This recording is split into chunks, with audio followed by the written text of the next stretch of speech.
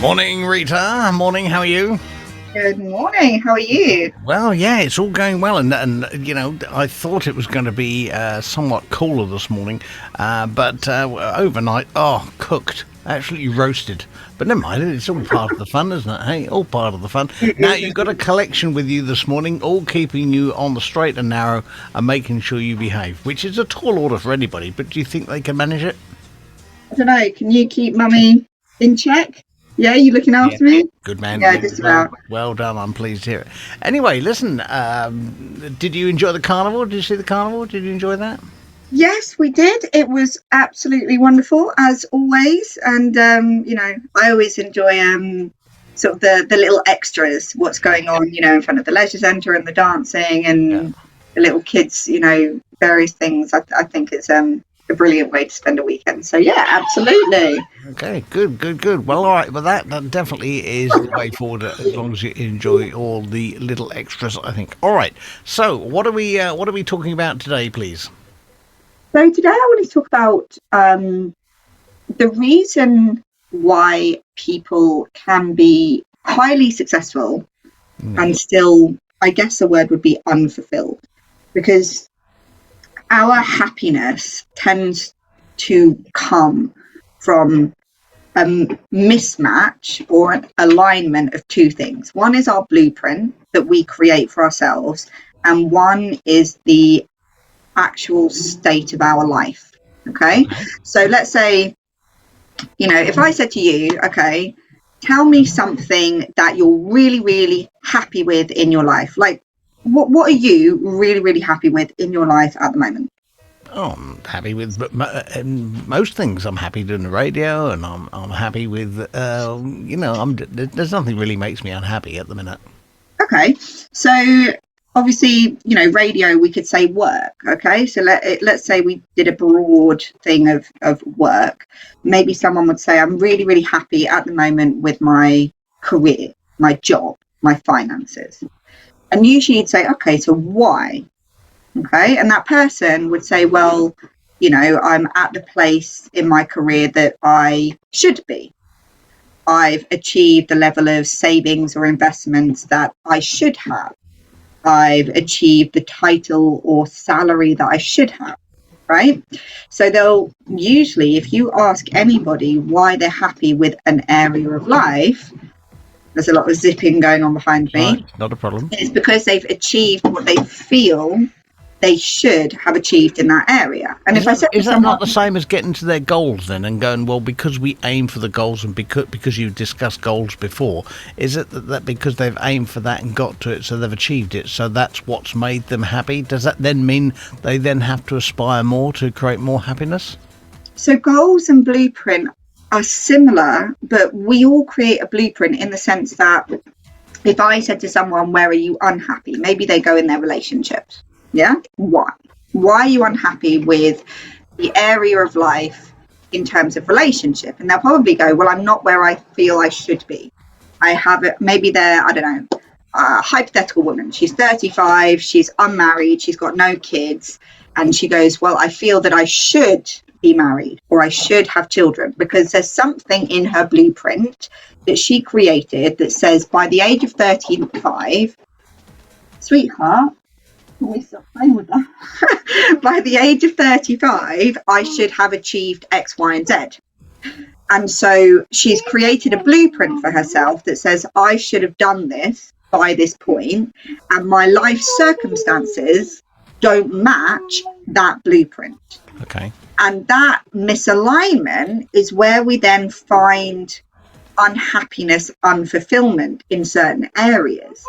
And essentially, what we need to do is change one of two things. Either we change our life circumstance by taking action to align it with our blueprint, or we have to change our blueprint in the first place. Like, I'll give you an example. I worked with a woman who was highly successful by anybody's standards. Okay. She had achieved financially huge amounts. She had several houses. She had huge investment funds. She was, by anyone's standard, financially abundant. She was highly successful in her career. She was at the top of her career. She, there was nowhere really for her to go. She'd done amazing. She had a huge number of friends who loved her. She was abundant in friends, but she had always been depressed. And, she would say, why? I should be happy. There's all of these things. I should be happy. Why am I not? And we then sort of talked and looked at it, and it took a little while to get it out of her, but it turned out that in her blueprint, it said that she should have a husband and 3 children. That's what her blueprint told her.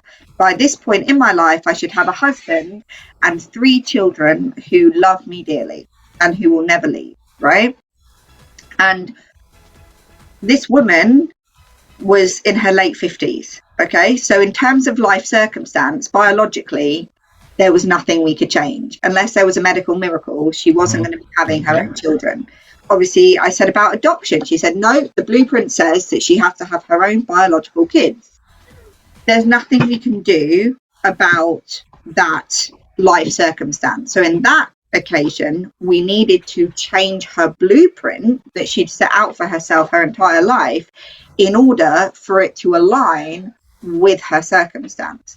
So unhappiness and unfulfillment genuinely comes from one thing: misalignment of blueprint and circumstance. And if you feel unfulfilled, it's about looking at which one of those two you need to change to achieve that fulfillment.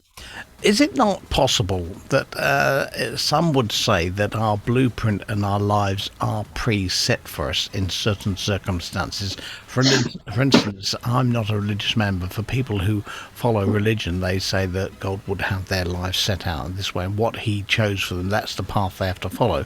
But on top of that, there's always the peer pressure, isn't it? Where, for instance, I've known a mum and a dad and their daughter had recently sort of got married, or they want grandbabies, they want children, this, that, and the other. They want the grandchildren. And is it not possible that that couple may not have been ready to have children, but because they feel under pressure from other people, does that not steer them down a path that they might not have chosen?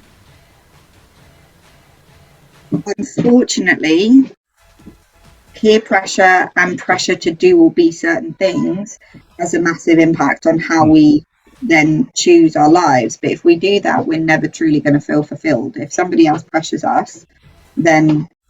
Sorry, am I boring you, sweetheart? No, I'm fine, thanks.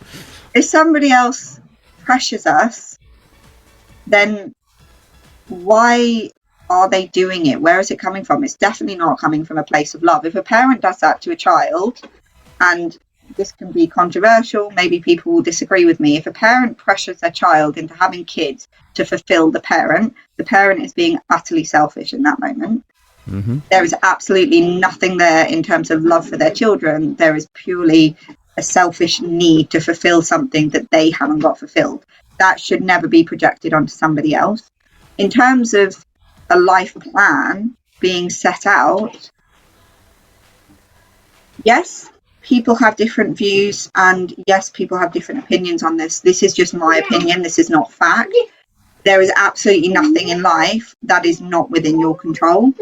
Your entire life, I don't believe in luck. I believe that there is a greater purpose that everyone could fulfill, but the way they get to that purpose is entirely down to them. The path, we could all go to Disneyland and take 1,000,001 different paths to get there, right?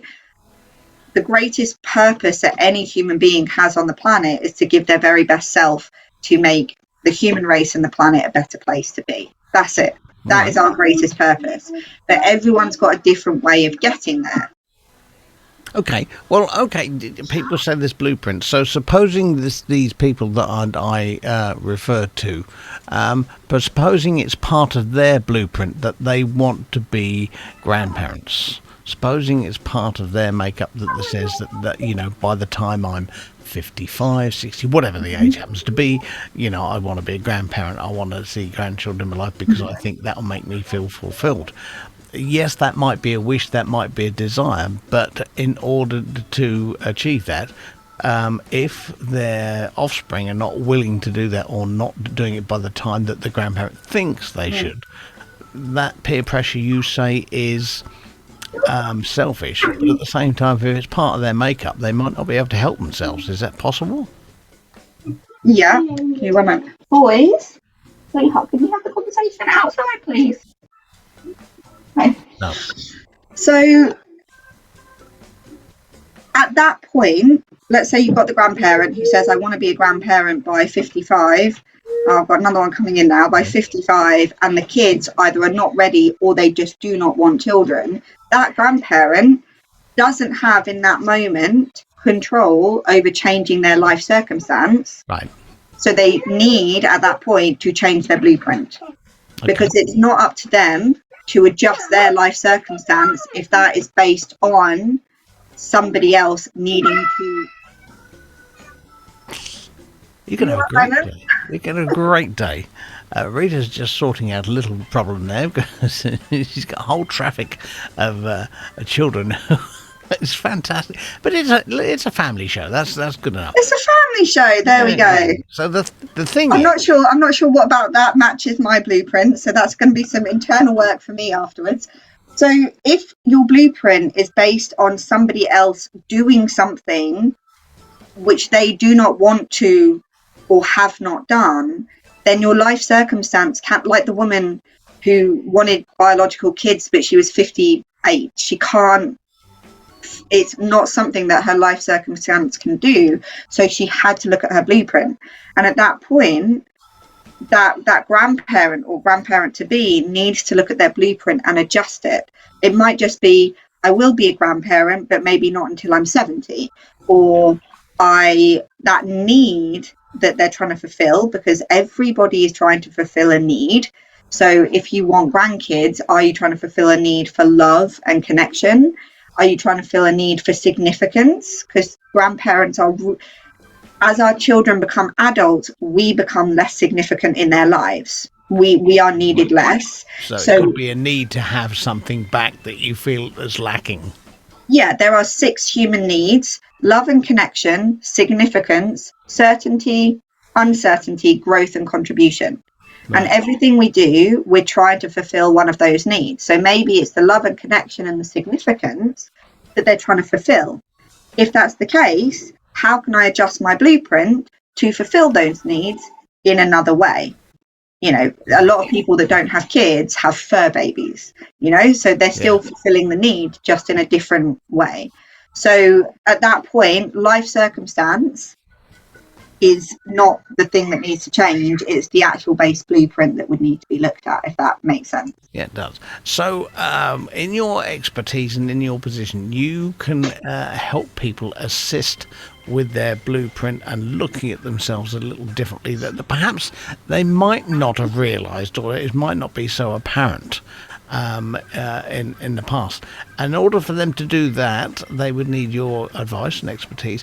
How would they get in touch with you so you can steer them in the right direction? So if they want to get in touch, you can go to my website, which is thehealthandfitnesscoach.co.uk. Email me, Rita at thehealthandfitnesscoach.co.uk.